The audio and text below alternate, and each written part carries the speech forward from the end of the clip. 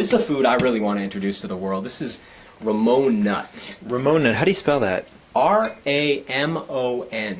Ramon nut it was cultivated by the Mayans and the Aztecs. They used it as one of their staple crops. 20% of all rainforest trees in the Amazon are Ramon nut or Ramon nut relatives. Now, it's been said that Ramon nut's one of the most underutilized plants in the entire world. What's interesting about Ramon nut is that it contains almost no fat, and it's not sweet. It's mostly protein and complex carbohydrates. I love the taste of this. Roasted, it's used as a coffee substitute. Unroasted, like this, it has a malty flavor, but it's low in sugar, low in fat, and it's a complete protein. So we're going to add that in. So now we've got sugars, fats, and proteins. We've created a complete meal, but it's also going to detoxify the liver and medicate us. And where do you get Ramon nut? Ramon nut is, it's not as easy to get as a lot of the products that are on the market right now, but if you Google around on the internet, you'll find it. And if you start buying it, it'll become more available. And you can get it in bulk?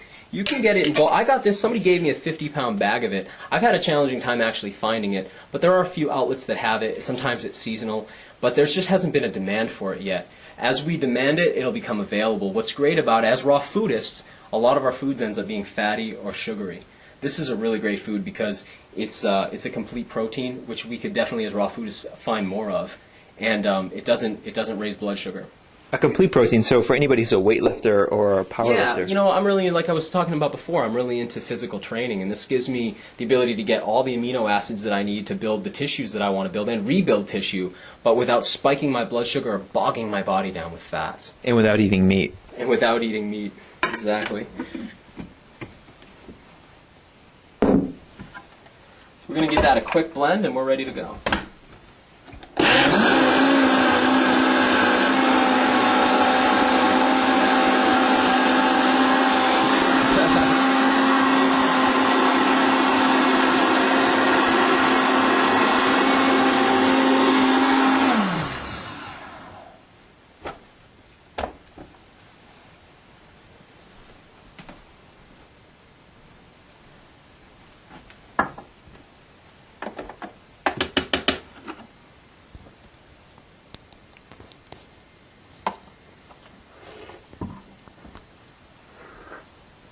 Excellent.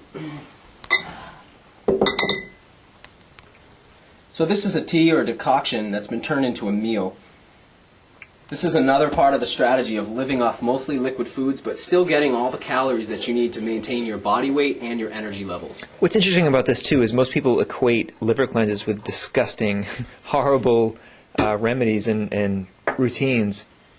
If you look at herbalism around the world, there seems to be some kind of connection with bad taste and medicine. What I'm interested in, and what I hope everyone out there gets interested in, is how can we make this fun, taste good, be nourishing and medicinal, cleanse our bodies, heal ourselves, and still enjoy what we're eating. This is a fantastic tasting drink. It's buttery, it's creamy, it's sweet, really tasty, but also is going to cleanse the liver. Like I said before, what's going to happen when we drink this, Len, is the liver is going to start to squeeze and wring out biles from the gallbladder, which is the storage unit, into the small intestine.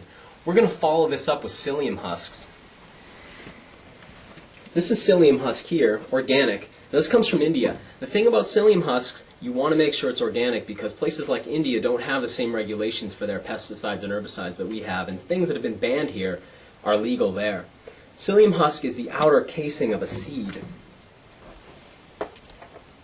When it contacts water, it swells up into a gel and bonds anything it comes in contact with. Now, if you introduce that into your intestinal environment, it swells right up and binds everything in your intestines. It's a bulk former. It helps you pass stool really well, so it's a laxative that's not stimulant. Certain laxatives can become addictive because they're stimulant, and they irritate the intestines, and that causes your intestines to want to flush. This doesn't do that. It swells up like the gel inside of a diaper. It bonds everything together. Now what's going to happen is that's going to grab all that bile, which is made of cholesterol. It's going to bind that cholesterol, and it won't be able to be reabsorbed in the body. So we'll be able to pass that right through and remove huge amounts, sweep huge amounts of cholesterol right out of the body. Dude, this is unbelievable. It's like one of the best smoothies I've ever had. And You know what's amazing? You didn't put that much stuff in it. Yeah, it's really simple, and it's really the medicinal herbs that are giving it the power and the taste and the flavor. The flavor's coming from the dandelion root and the yellow dock root, which on their own taste bitter and aren't that satisfying. But with the addition of a little bit of coconut and a little bit of honey, a little bit of yacon, we've created something that tastes great, feels nourishing, it's warm from the tea, so it's great for the winter time, helps you feel warm, kind of like having a soup or a really satisfying cooked meal, but it's still raw and incredibly nourishing.